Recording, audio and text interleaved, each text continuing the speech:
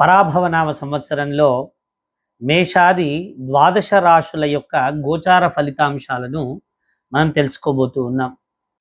ఇక ద్వాదశ రాశుల్లో మనం 11వ రాశి అయినటువంటి కుంభరాశి వారి యొక్క ఫలితాంశాన్ని మనం ఇప్పుడు తెలుసుకుందాం.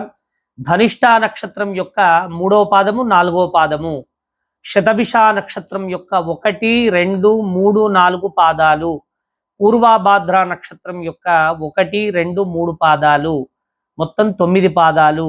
మీ పేరులోని మొదటి అక్షరం గు, గే, గో, సా, సి, సు, సే, సో, ద. ఈ 9 అక్షరాలు మీ పేరులోని మొదటి అక్షరం అయితే మరి మీరు కుంభరాశి వారికి చెందినటువంటి వారు అవుతారు. కుంభరాశి వారి ఫలితాంశాలను మనం ఇప్పుడు చూద్దాం. కుంభరాశి వారికి ఆదాయము 2, వ్యయం 8, రాజపూజ్యము 4, అవమానము 2. అంటే 2 రూపాయలు సంపాదిస్తే 8 రూపాయలు ఖర్చు చేస్తారు. నలుగురి చేత గౌరవించబడితే 2 చేత అవమానించబడతారు.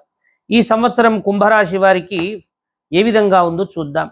మరి ఈ సంవత్సరం ప్రారంభంలోనే గురువు చూసినట్టయితే పంచమ స్థానంలో 3 నెలలు ఉంటాడు. మే వరకు కూడా 5వ స్థానంలో లోహమూర్తిగా ఉంటాడు. జూన్ 2 నుండి 6వ స్థానంలో సువర్ణమూర్తిగా ఉంటాడు. అక్టోబర్ 31 నుంచి 7వ స్థానంలోకి వస్తాడు. తిరిగి మళ్ళీ 25వ తారీఖున కర్కాటక రాశిలోకి తామ్రమూర్తిగా సంచరిస్తాడు. శని ఈ సంవత్సరం వీరికి ద్వితీయాంత్యంలో ఉంది. అంటే ద్వితీయ స్థానంలో రజితమూర్తిగా ఉన్నాడు శని. 7.5 అంత్యదశ వీరికి కుంభరాశి వారికి 7.5 అంత్యదశలోకి శని ప్రవేశించడం జరిగింది. రాహు కేతువుల యొక్క జన్మ సప్తమ స్థానముల యందు లోహమూర్తిగా ఉండడం జరిగింది. డిసెంబర్ 5 నుండి 1, 2, 6 స్థానంలో రజితమూర్తిగా సంచరించడం జరుగుతుంది.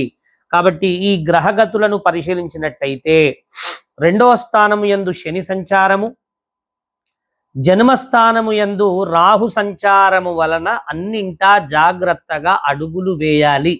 కుంభరాశి వారు చాలా విశేషమైనటువంటి పూజలు వీరు ఆచరించాలి. ఎందుకంటే వీరికి ఈ సంవత్సరం చాలా ఇబ్బందికరమైనటువంటి పరిస్థితులు ఉన్నాయి. కొత్త పెట్టుబడులు అనేటువంటివి కొంతవరకు నెమ్మది చేసుకోవాలి. వీరికి కాస్త 5వ స్థానంలో గురుబలం కొంతవరకు మేలు చేస్తున్నప్పటికీ కూడా ఖర్చు విషయంలో చాలా తగు జాగ్రత్తలు వహించాలి. శరీరమందు కాస్త కాంతి తగ్గుతుంది. ఔషధ సేవలు తప్పవు.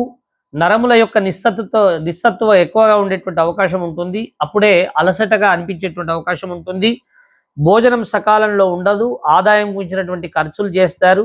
భార్యాభర్తల మధ్య ఇతర విషయాల్లో వివాదాలు వచ్చేటువంటి అవకాశం ఉంటుంది. బంధువర్గం వారితో పూర్తిగా వ్యతిరేకమవుతారు.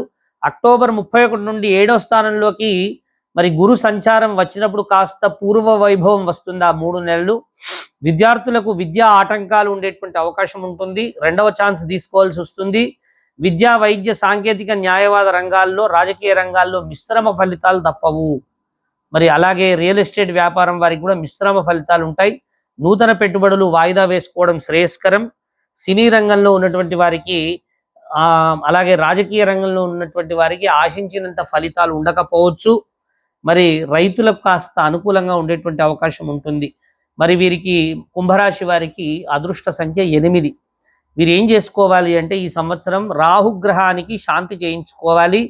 నిత్యం కూడా దుర్గా అమ్మవారి సేవను వీరు చేసుకోవాలి. గ్రామ దేవతలను సందర్శించాలి. శనివారం నియమాలు, ప్రతి మాస శివరాత్రికి శనికి తైలాభిషేకం చేయడం వల్ల వీరికి చాలా మంచిది. రామరక్షా స్తోత్ర పారాయణాన్ని కూడా వీరు తప్పకుండా నిర్వహించాలి. వీరు దేవానాంచ ఋషీనాంచ గురుకాంచన సన్నిభం బుద్ధిమంతం త్రిలోకేశం తం నమామి బృహస్పతిం అనేటువంటి మంత్రాన్ని 16,000 ఈ సంవత్సర కాలం అంతా జపించినట్టయితే వీరికి గ్రహశాంతి బాధలన్నీ కూడా తొలగిపోతాయి. కుంభరాశి వారి ఆదాయము 2, వ్యయం 8, రాజపూజ్యము 4, అవమానము 2. ఇది స్థూలంగా కుంభరాశి వారి యొక్క ఫలితాంశాన్ని మనం చూడడం జరిగింది.